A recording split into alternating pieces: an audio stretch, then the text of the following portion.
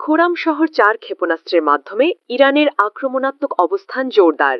ইসলামী বিপ্লবী গার্ড বাহিনী আইআরজিসির রাজনৈতিক বিষয়ক উপপ্রধান কমান্ডার বলেছেন, অসাধারণ ধ্বংস ক্ষমতা সম্পন্ন একটি অত্যাধুনিক ব্যালিস্টিক ক্ষেপণাস্ত্রের সাম্প্রতিক প্রদর্শন ইরানের প্রতিরক্ষামূলক শক্তি ত্যাগ না করার দৃঢ় অবস্থানকে আবারও জোরালোভাবে তুলে ধরেছে।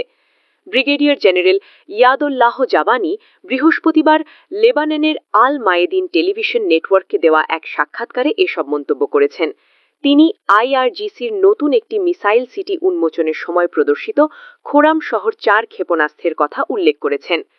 আইআরজিসির তথ্য অনুযায়ী এই ক্ষেপণাস্ত্রটির পাল্লা ২,০০০ কিলোমিটার ১,২৪২ মাইল, আঘাতের নির্ভুলতা প্রায় ৩০ মিটার এবং এর হাইপারসনিক গতি এবং কৌশলগত গতিশীলতার কারণে এটির লক্ষ্যভেদ ক্ষমতা তথা লক্ষ্যবস্তুতে আঘাত হানার ক্ষমতা অত্যন্ত বেশি। এটি বায়ুমণ্ডলের বাইরে মাক ১৬ তথা শব্দের চেয়ে ১৬ গুণ গতিতে এবং ভেতরে মাক ৮ তথা শব্দের গতির চেয়ে ৮ গুণ গতিতে চলতে সক্ষম।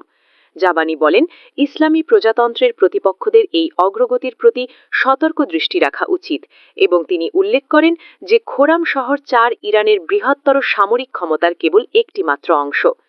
ইরান আলোচনার টেবিলে এসেছে ঠিকই, কিন্তু তার সামরিক শক্তি ত্যাগ করার কোনো ইচ্ছা নেই। তিনি বলেন, এই মন্তব্য আসল এমন এক সময়ে যখন ইরানি প্রতিনিধিরা ওমানের রাজধানী মাস্কাটে যুক্তরাষ্ট্রের সঙ্গে পরোক্ষ আলোচনায় অংশ নেওয়ার প্রস্তুতি নিচ্ছিলেন। শক্ত অবস্থান থেকে ইরানের আলোচনা, অপমানিত অবস্থায় লজ্জার সঙ্গে আলোচনায় ফিরেছে যুক্তরাষ্ট্র। জাবানি এই ধারণা প্রত্যাখ্যান করেন যে আলোচনায় অংশ নেওয়া ইরানের দুর্বলতার পরিচয়। তিনি বলেছেন, আমরা যুদ্ধ চাই না, কিন্তু অন্য পক্ষ যদি ভুল করে তাহলে আমরা কঠোর জবাব দেব।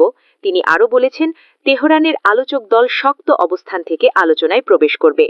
এরই মধ্যে ওমানে ইরানি ও মার্কিন প্রতিনিধির মধ্যে আলোচনা কিছুটা অগ্রগতির মধ্য দিয়ে শেষ হয়েছে। তিনি জোর দিয়ে বলেছেন যে ইসলামী প্রজাতন্ত্র কখনোই অন্য পক্ষকে বিশ্বাস করেনি এবং দেশটি তার নেতা ও শীর্ষ কর্তৃপক্ষের চারপাশে ঐক্যবদ্ধ রয়েছে।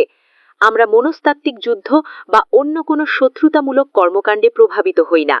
অপমানিত অবস্থায় লজ্জার সঙ্গে আলোচনায় ফিরেছে যুক্তরাষ্ট্র।